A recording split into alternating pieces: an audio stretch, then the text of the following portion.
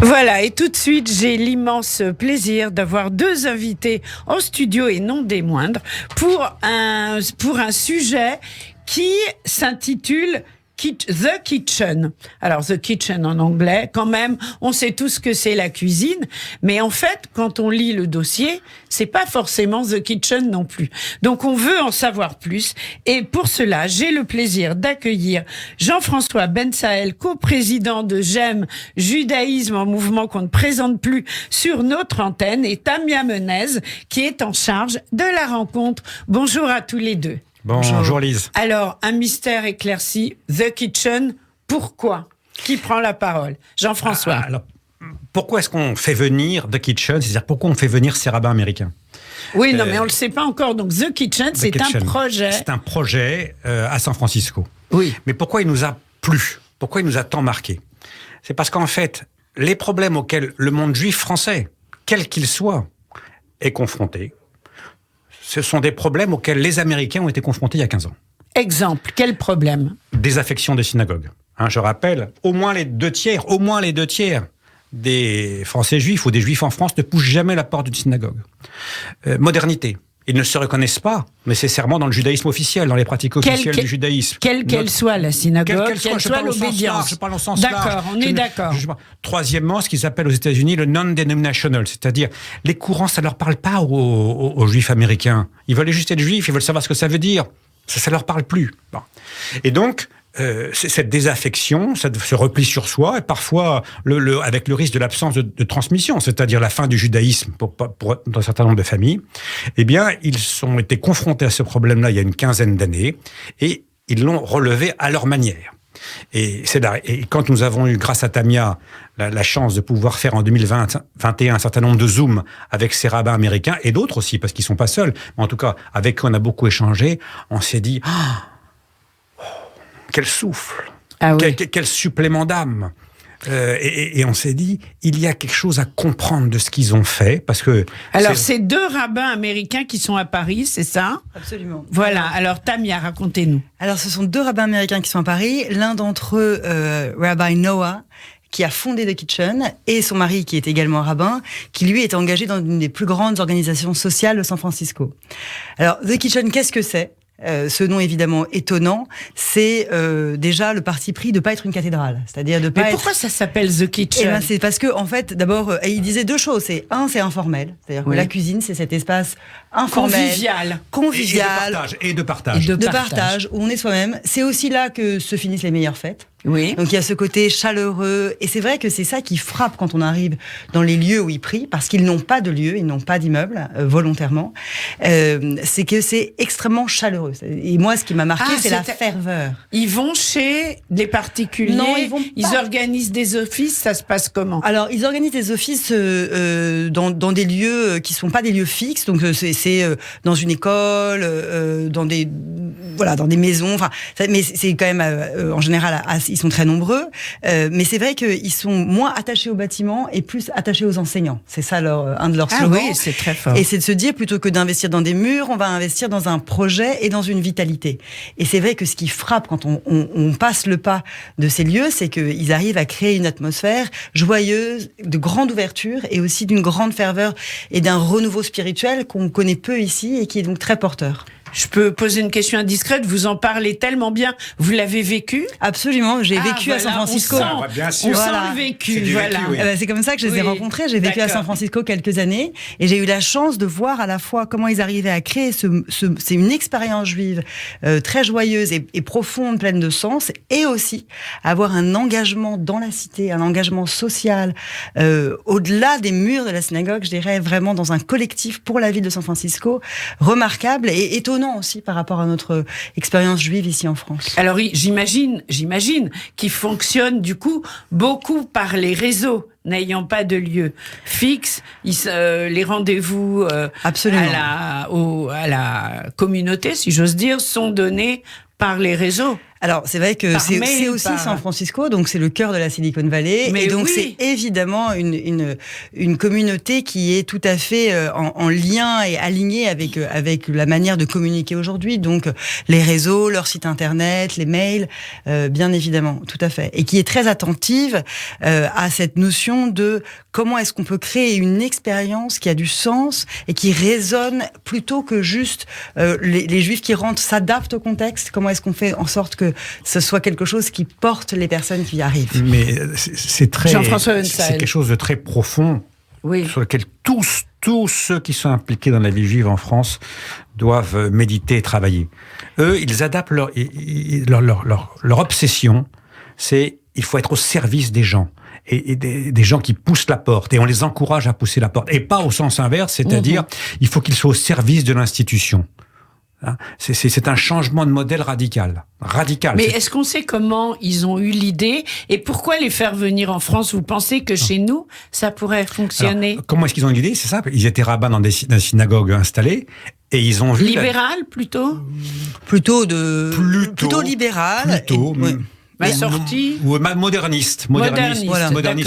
Mais surtout ils ont vu la désaffection, ils ont vu à quel point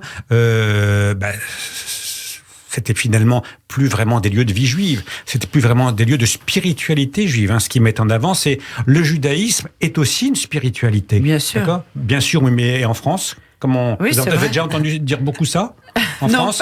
Ça me paraît juste évident. Voilà, ça paraît juste évident, mais... Il ne faut pas me disputer. Et donc...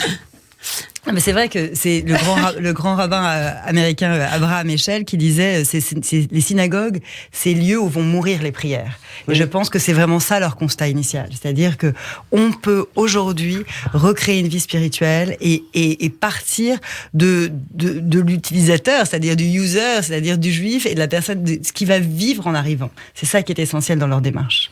Et donc, alors le succès là-bas, c'est combien de membres autour de cette nouvelle formule communautaire, si j'ose dire? Historiquement, donc, quand elle a monté The Kitchen, elle ne savait pas très bien. D'accord, le rabbin Noah.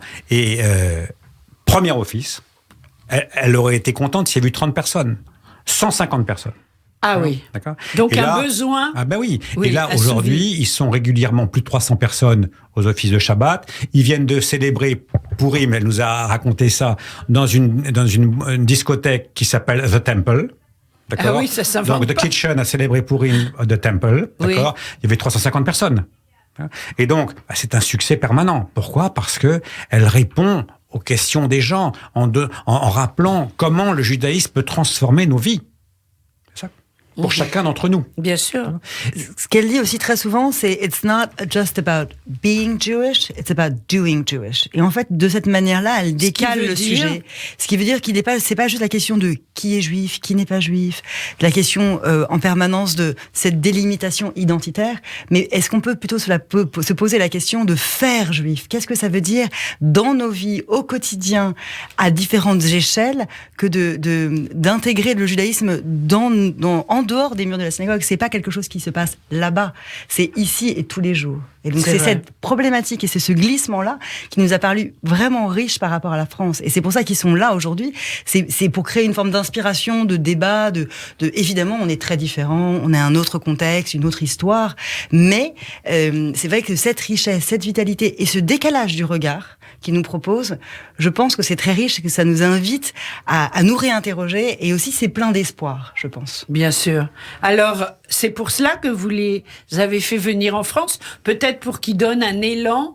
Et pourtant, j'aime un énorme élan. Oui, mais on est d'accord. Vous faites des choses exceptionnelles. Bon, merci, Élise. Mais on a tellement à faire que on voit surtout tout ce qu'il nous reste à faire. Mais vous savez, j'annonce. Vous savez que je relève beaucoup je sais. Les événements de J'aime. Et c'est vrai que ils sont positifs, surprenants, que la culture aussi, la culture juive est au cœur de votre problématique, pas seulement la spiritualité, c'est un tout. Et là, vous les recevez, donc j'imagine que vous avez aussi un objectif. Ben oui, notre objectif, c'était de faire connaître hors de nos membres, hors de notre contexte, qui ils étaient. Et on a évidemment utilisé les réseaux sociaux.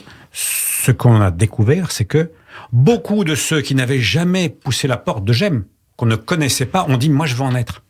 C'est ça qui est intéressant, c'est-à-dire que on voit très bien qu'il faut organiser une autre façon de parler, une autre façon d'être juif, une façon d'agir en juif, si on veut parler à la grande masse des Français juifs, qui sont des Français dans la modernité, d'accord, mais qui veulent des lieux de sens, regardez la vie le sujet, c'est la question du sens. Bien le sûr. judaïsme n'aurait rien à dire sur la question du sens? Évidemment non. Et eux, ils portent ce discours-là. Et donc, avec Tamia, on a vu l'engouement. Je vous donne un exemple. On fait un dîner de Shabbat. Oui. D'accord. Bon. Mais là, on a été obligé de fermer les inscriptions. D'accord. Et la moitié des personnes, d'accord, ne peuvent pas venir. Parce qu'on n'a pas assez de place. On aurait dû être 300. On sera que 150 parce qu'on a un problème de place. Bien sûr. Donc, ils font vivre une autre façon d'être juif. Et je suis convaincu qu'il faut méditer la façon dont ils l'ont pensée, construite et vécue. Parce que c'est du vécu, c'est-à-dire, ça transforme nos vies. Voilà. C'est ce qui devrait être ça, les expériences spirituelles. Ça doit transformer nos vies. C'est pas uniquement on n'achète pas des transactions uniquement bien sûr. À l'occasion des grands moments de la vie juive, oui. d'accord. Non, c'est ça. Et on voit bien la demande et l'intérêt qu'il suscite. Et alors, c'est transformer la vie de génération en génération. Ben oui, parce qu'il faut transmettre, il faut donner l'envie de transmettre. Et eux, ils donnent l'envie de transmettre, je peux vous dire. Alors, les deux rabbins qui sont là en ce moment, c'est Rabbi Noah et Rabbi Michael Lézac. Donc, je savais que vous faisiez un dîner de Shabbat, il est complet. Ah oui. Quelles vont être les autres interventions de ces deux rabbins? Alors, ils ont fait une intervention devant nos rabbins et le personnel de GEM mardi. Hier soir, ils ont été bien accueillis par les rabbins, j'imagine. Ils ont été évidemment très bien accueillis, mais avec un point d'interrogation, c'est-à-dire, mais qui sont-ils? D'accord, on ne les connaissait pas. Et on voit bien qu'ils donnent du souffle et à tous, ils donnent à respirer, à méditer. Ensuite, hier soir, on a eu une grande conférence à Copernic pour nos fidèles habituels, dont le thème était comment le judaïsme peut transformer nos vies. Aujourd'hui, on a des rencontres un peu en bilatéral, par petits groupes. Demain, office de Shabbat, grand dîner de Shabbat. Samedi matin, office de Shabbat qui vont faire là à Copernic. Et puis, Havdalah, samedi soir avec eux. Et ils viennent aussi... Donc, le public qui ne pourra pas venir au dîner de Shabbat peut venir aux offices. Mais c'est important de le dire. Vendredi soir à Beaugrenelle et samedi matin. Voilà. Et ils viennent avec l'un des grands Razan de Los Angeles, c'est ça, qui est très connu sur la côte ouest. Et c'est une autre façon d'engager, de faire vivre un nouveau rapport à la prière. Bien sûr. Dans la musique, évidemment. Bien sûr. Voilà. Ils chantent en hébreu ou... là-bas, tout est en hébreu. Là-bas, tout est en hébreu. Ah, d'accord. Non, c'est important. Là-bas, tout est en hébreu. Oui. D'accord. Mais évidemment, ils ont des siddurim à la fois traduits et également avec de la phonétique. Bien sûr, bien sûr. Alors, ils repartent quand, en fait? Ils repartent dimanche. Voilà. Et alors, mais en fait, pour nous, ils ne vont pas repartir, non seulement parce qu'ils vont tellement nous marquer qu'ils continueront à vivre dans nos cœurs et dans nos pensées, mais surtout parce qu'on va construire une relation de long terme avec eux, qui fait que d'abord, on ira sans doute en octobre dans un groupe chez eux à San Francisco. Super. Et on ira sans doute au printemps 2023 en Alabama, parce que le rabbin Michael Lézac c'est le nouvel échelle des temps modernes. Il est très engagé dans la lutte pour les droits civiques et il fait un pèlerinage 2 fois par an en Alabama, qui est le lieu où les marches civiques ont démarré. Bien sûr. Selma, c'est en Alabama. Voilà. Oui, tout à fait. Alors, en fait, des rabbins à la fois impliqués au niveau communautaire, mais aussi... Mais pas que. Pas que au niveau de la société aussi qui les entoure, avec des vraies convictions. Ben oui. J'ose pas prononcer le mot politique, mais on n'en est pas loin. Non, mais c'est de la politique au sens non politicien. C'est-à-dire que, évidemment, le judaïsme a quelque chose à dire sur la société, sur une société juste. D'accord. Bien sûr. Nous allons bientôt sortir d'Égypte, c'est-à-dire, mais nous devrions nous soucier de tous ceux qui sont encore dans une espèce on espère qu'il n'y a plus d'esclavage, mais de dépendance, de soumission, qui n'ont pas la possibilité d'avoir accès à l'autonomie. Bien sûr. Et donc, ils considèrent que le devoir du judaïsme, c'est de plaider la cause de la libération de tous, pas que des juifs. Bien sûr. Alors, Tamia Menez, vous faites partie donc de GEM.